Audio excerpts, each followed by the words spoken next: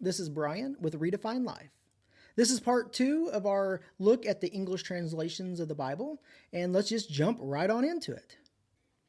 So this is software, it's called Logos, and this is not a paid advertisement. They've not reimbursed me with anything. This is just my personal software that I use. I found it very intuitive to use. It's all my resources are digital. Everything ties together. It makes my study time much more efficient.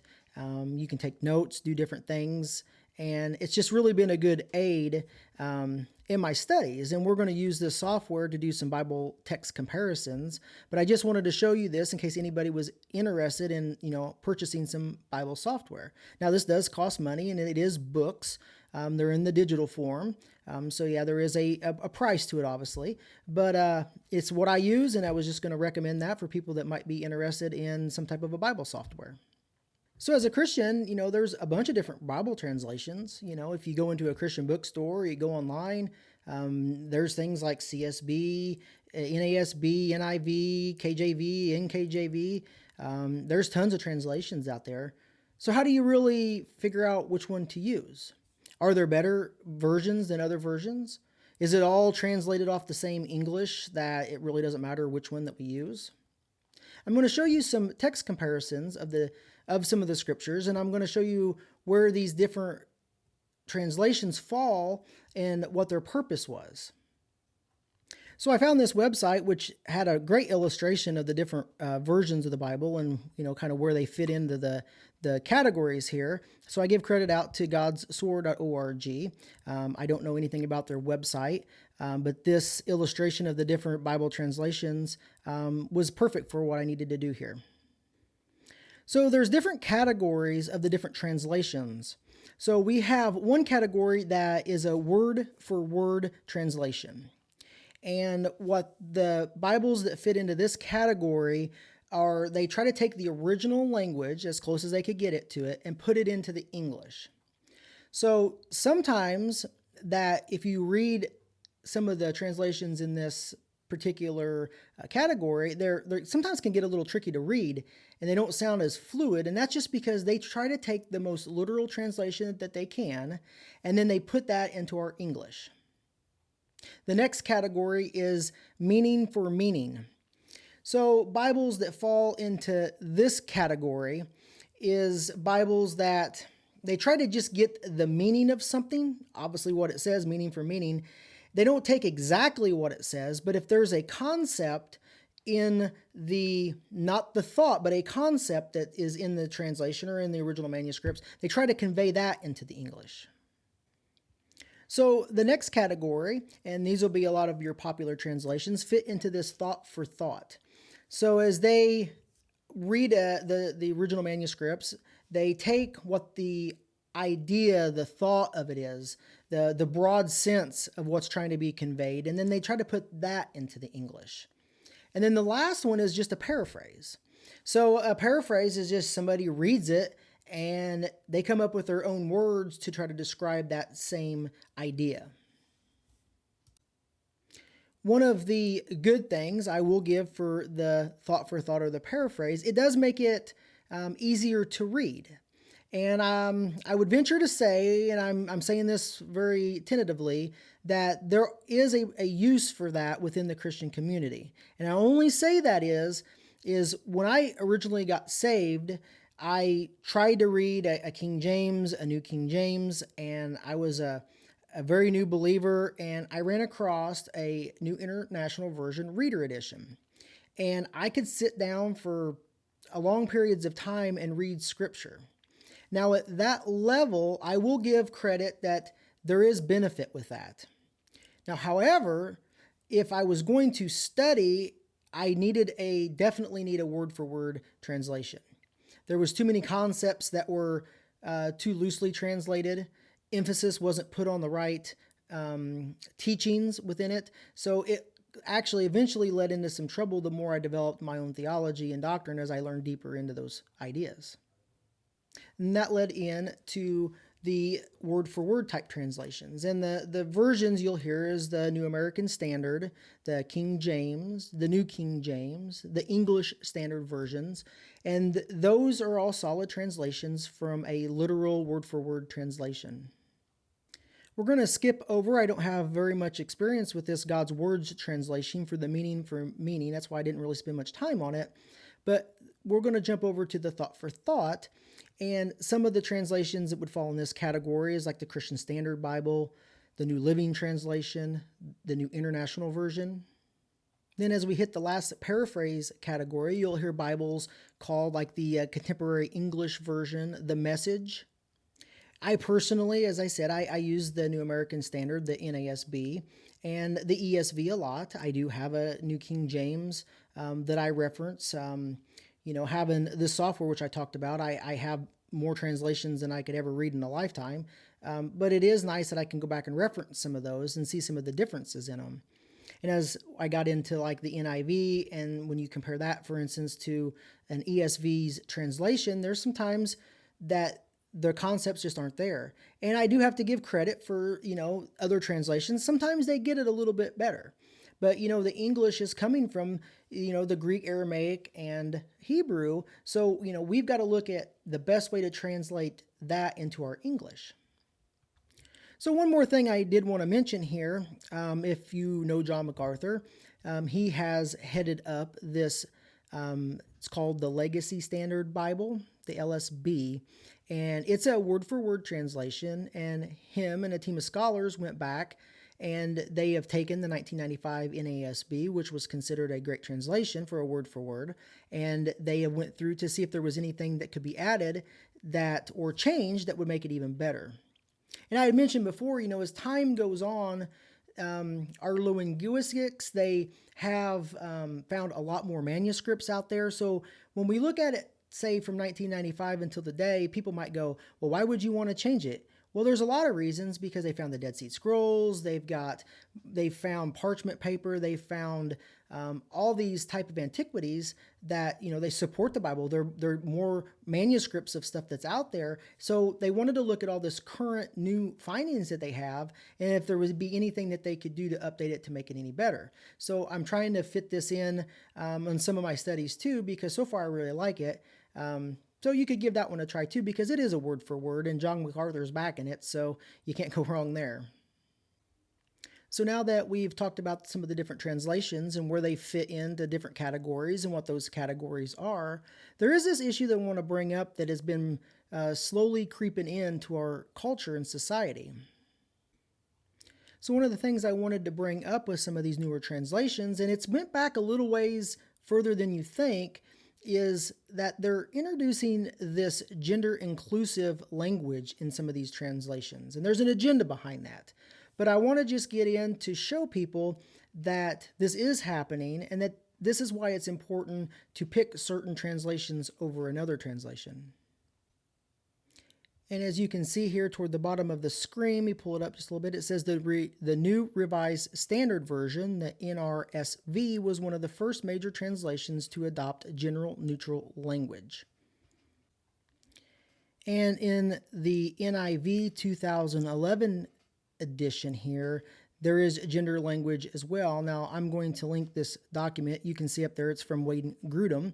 And our church just went through a Wayne Grudem systematic theology class. I really like him as far as if somebody was looking for a theology book that was easy to read, very well put out. It balances what he believes, what other people believe. And it's just, I really like him as an author, and he's solid on what he says.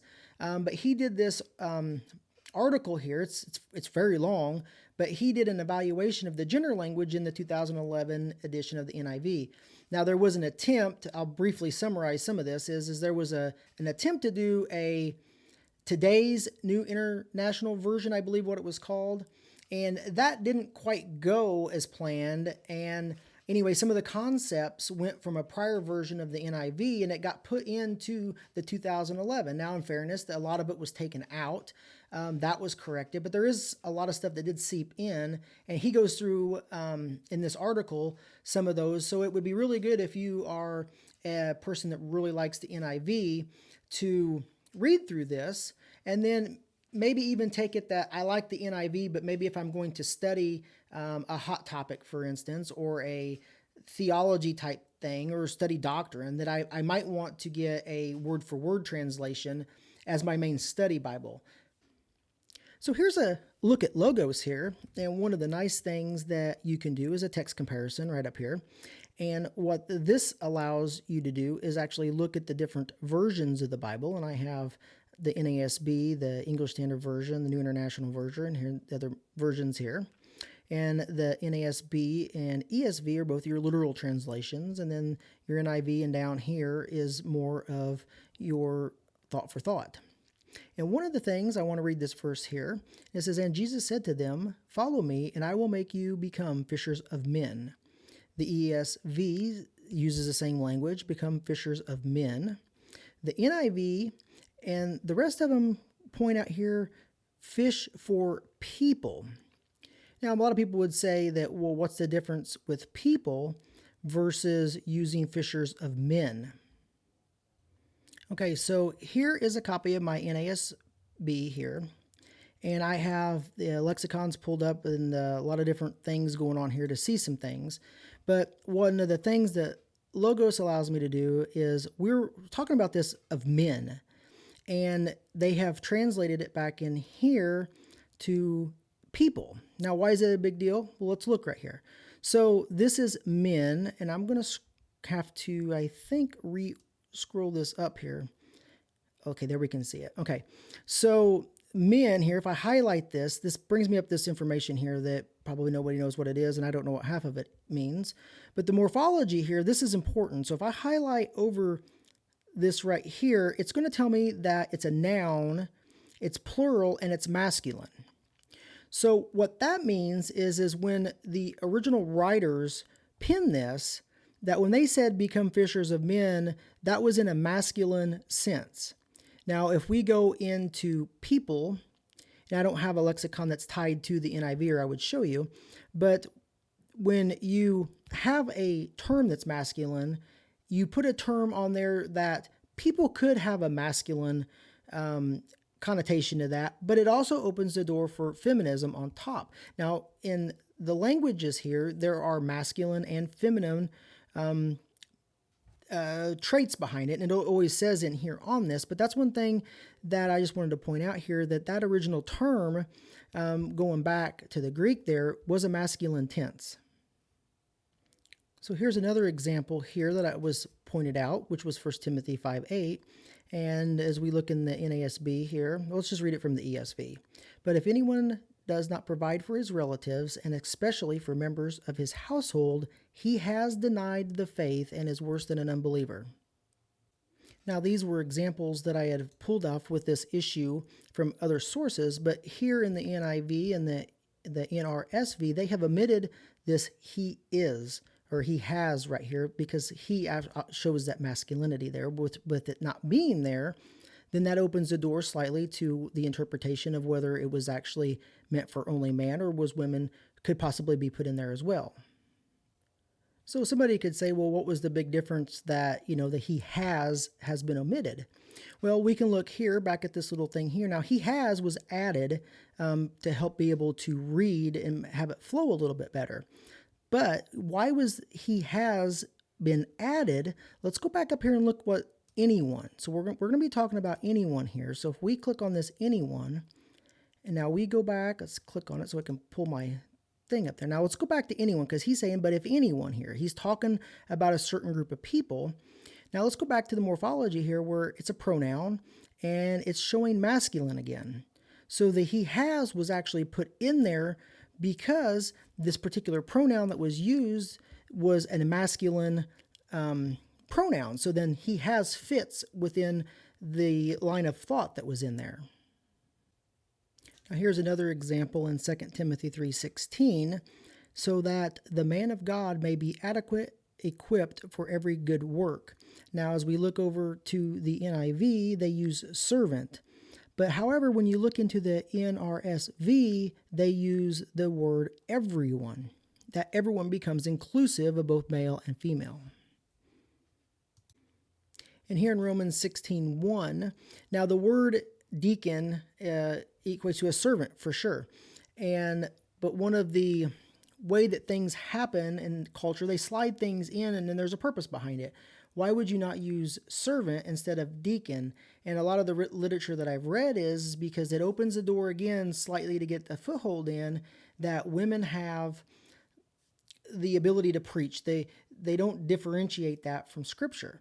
So some of this stuff is just put in here. There are longer discussions for sure, but just to show the difference here and where the ESV and the NASB translate that to servant, where the NIV and the NRSV put that as deacon. And the distinction that I want to make is the NASB and the ESV are both literal translations, and the NIV and the NRSV are both thought for thought. So when you compare literal versus thought for thought and the terminology is used different, that should raise a few questions on why they chose that particular word for that translation. So there was a lot to look at there. Each of those verses we could spend hours talking about, but this is just a look at the different translations on some of the way that they've translated things and the impact that it potentially could have. So again, I'm a literal translation guy. I like the NASB and the ESV. Throw the New King James in there. And, I just wanted to give you my input on what I use. And then as far as studying tools is a Logos is what I use. It makes things so much easier, so much quicker to do. There's a lot of knowledge at the tip of your fingers. You can put a search term in and get tons of resources and you'd be overwhelmed with information, but it's a very streamlined way to do things. So this is wrapping up part 2 of this video here. I hope you liked it. If you haven't liked the video or subscribed, please do. Please hit that little notification bell to get notified of the new videos that dropped. And let's continue on bringing God's Word to the world.